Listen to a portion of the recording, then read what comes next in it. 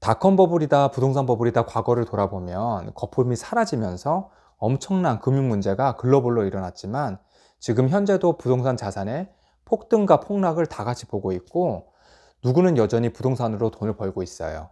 부동산으로 돈을 버는 사람은 부동산 투기꾼도 아니고 그렇다고 부동산 투자를 안 하는 사람도 아님을 알게 되었습니다.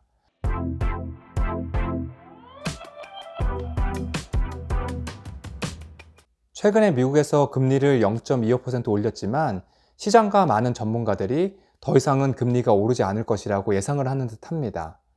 우리나라 오피니언 리더들도 비슷한 생각을 가지고 있는 듯한데 물론 반대 의견이 있겠지만 지금에서부터 10년 후에는 우리나라 부동산 시장은 어떻게 될까요?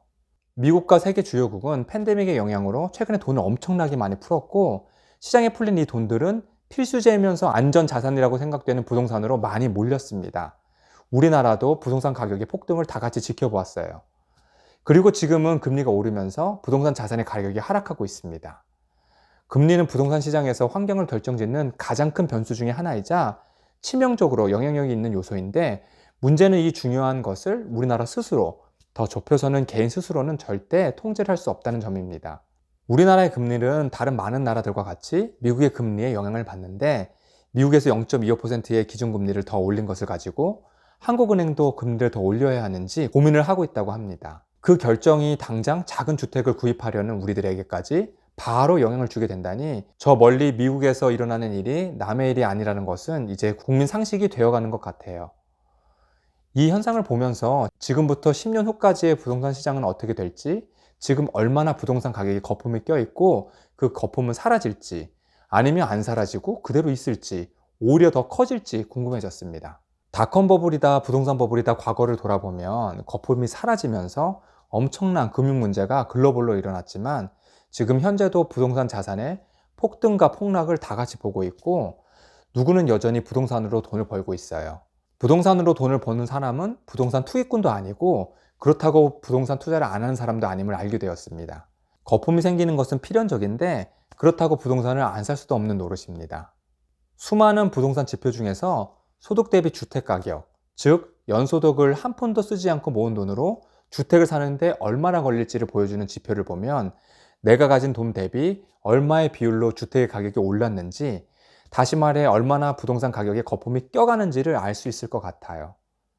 보시다시피 서울 기준 2009년 지수가 8배 정도였던 것이 2022년에는 14배로 거의 80%가 올랐습니다. 한 푼도 안 쓰고 14년을 모아야 서울의 주택을 살 수 있다는 의미이고 경기, 인천 등의 수도권은 2009년에 약 6배였던 것이 최근에는 10배로 70% 정도가 더 올랐어요. 2009년에 비해 버블이 70에서 80% 정도 꼈다고 볼 수 있겠는데 그만큼 가계부채로 떠안고 있다고 해도 과언이 아닙니다. 그러면 거품이 왜 늘까요? 돈을 많이 푼 만큼 그 돈이 부동산으로 간 것이고 부동산 버블이 터져서 경제에 문제가 생길 것 같으니까 부동산 부양을 위해서 저금리 정책과 부동산 규제를 풀어서 사람들이 돈을 빌려 부동산을 사왔기 때문입니다. 살펴보면 2009년은 전 세계적으로 미국의 부동산 버블이 터져 금융위기가 있었던 2008년의 다음 해로 우리나라에서는 위험을 타개하고자 부동산 부양책으로 기준금리를 5%대에서 2%대로 급하게 낮추고 각종 규제를 대거 완화했던 때이고 그 저금리 기조가 이어져 왔습니다. 부동산은 비싼 재화라 은행에서 돈을 빌려서 나의 돈과 같이 합쳐서 사게 되는데 이 저금리 기조에서는 부동산을 사기가 쉬웠었고 그만큼 버블에 반영이 된 것이에요. 그런데 금리가 높으면 돈을 빌리면 이자 감당하기가 어려워서 대출을 받기가 무서워 부동산을 사기가 더 어려워집니다. 최근에는 부동산 가격이 하락하고 있는 것을 보고 있어요. 치솟는 물가를 잡으려고 금리가 오르고 있고 대출 받기가 무서워서 부동산을 안 사니까 가격이 떨어지고 떨어진 것을 보자니 더 떨어질까 봐 부동산을 안 사는 것입니다.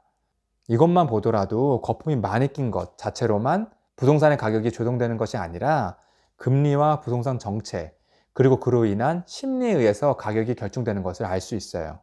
나의 소득도 영향이 있겠지만 2008년 서프라임 모기지 사태를 보면 금리와 부동산의 정책 그리고 그로 인한 심리가 작용했던 대버블 사건이었습니다. 지금부터 앞으로 10년간은 지나온 수십 년과 같이 부동산의 상승과 하락은 반복될 것입니다. 금리도 마찬가지고요. 시장 상황에 따라서 나라의 부동산 정책도 규제와 완화가 반복되겠지요. 자세히 들여다보면 부동산 물건마다 개별적으로 각각 다 가치와 특성이 다릅니다. 보자면 누구나 다 좋아했던 똘똘한 영끌 아파트는 지금 너무 힘든 자산이 되었지만 오를 때는 참 좋았었고, 고생만 지지리 시키고 수익이 미미한, 가격도 거의 안 오르는 수익형 지방 부동산은 오히려 지금이 괜찮아 보이기도 합니다. 차익형 부동산은 주요 위치에 있어 차익의 커감을 감지는 하지만 매각을 하기 전까지는 의미가 없고, 그동안은 오히려 투자를 해가면서 운영을 해가면서 해나가고 있다 보니까 부동산 시장을 예측해서 투자를 한다는 것보다 지속해서 부동산 흐름과 금리와 부동산 정책의 변화를 공부해가면서 한 발짝만 빨리 대처해 나가는 것이 투자 전략이라면 전략이라고 할 수 있을 것 같아요. 부동산 정책에 따라서 부동산의 종류별로 좋았던 시기와 이익과 손해의 크기가 다르다는 것을 저도 작지만 부동산 투자자이자 디벨로퍼로서의 몸소 경험을 하고 있습니다. 여러분들은 어떻게 생각하시나요? 부동산 폭락의 전망이 많은 요즘입니다. 내 집 장만에 있어서 주택을 사실 계획이신가요? 아니면 아직 관망을 하실 건가요?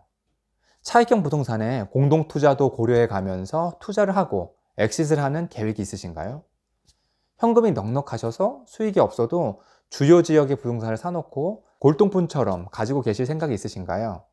아니면 수익형 부동산을 찾아서 다가구, 다주택, 오피스텔, 또 생활용 숙박시설, 고시원 등에 투자를 하면서 만만치 않은 운영을 해 나가실 계획이 있으신가요? 어떠한 계획이 있으시던 간에 후회 없는 결정을 하실 수 있도록 오늘, 지금 10년의 계획을 세워보시기 바랍니다. 저도 이와 같은 시기에 부동산의 투자, 운영에 있어서 더 공부를 하고 있고, 앞으로의 10년의 부동산을 생각하면서 10년 계획을 세우는 요즘입니다. 최근에 저는 회사 공장 부지에 투자를 하려고 1년이 넘도록 많은 부동산을 보면서 매입 직전까지 갔지만 현재 이러한 부동산 환경 때문에 투자를 하지 않는 것으로 결정을 하였습니다. 오래 준비를 했지만 최근의 주요 요소들을 고려하지 않을 수가 없었어요. 동시에 검토하고 있는 다른 부동산 투자가 있는데 이것이 현실화될지는 조금 더 두고 볼 일입니다. 이러한 결정들이 잘한 것인지 못한 것인지는 지금 알 수 없지만 현재 최선의 선택을 하려고 노력을 하고 있습니다. 그리고 최대한 오래 보유할 수 있는 방법을 찾고자 합니다. 구독자님들에게 부동산이 좋은 자산이 되길 바라며 더 좋은 영상으로 찾아뵙겠습니다. 감사합니다. 조금이라도 도움이 되셨나요? 구독과 좋아요는 다음 영상을 만드는 것에 큰 도움이 됩니다. 지속해서 좋은 영상 올려드리겠습니다. 감사합니다.